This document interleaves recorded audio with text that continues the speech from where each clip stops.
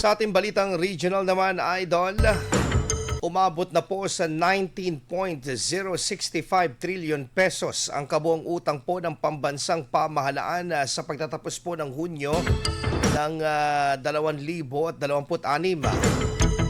Ayon po sa Bureau of the Treasury, ito po ang pinakamataas na naitalang utang ng bansa, mas mataas ng 518.98 billion pesos o 2.8% kumpara sa 18.546 trillion pesos noong katapusan ng Mayo.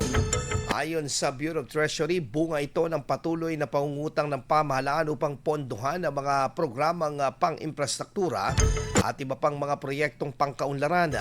Bagamat inaasahang makatutulong umano ang mga proyektong ito sa pagpapalago ng ekonomiya, binabantayan din ng mga ekonomista ang epekto nito sa fiscal position o kakayahan ng gobyerno na tustusan ang gastusin at bayaran ng mga obligasyon nito sa mga susunod na taon.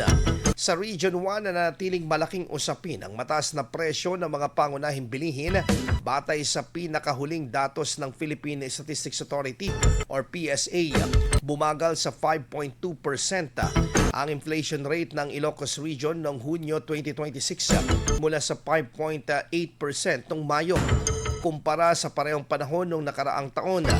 Sa antas ng mga lalawigan na itala ang sumusunod na inflation rate noong Hunyo 2026, ang Ilocos Norte at La Union ay nakapagtala ng 6%. Samantalang ang Ilocos Sur naman ay nasa 4.9% at ang Pangasinan naman ay nasa 4.8%.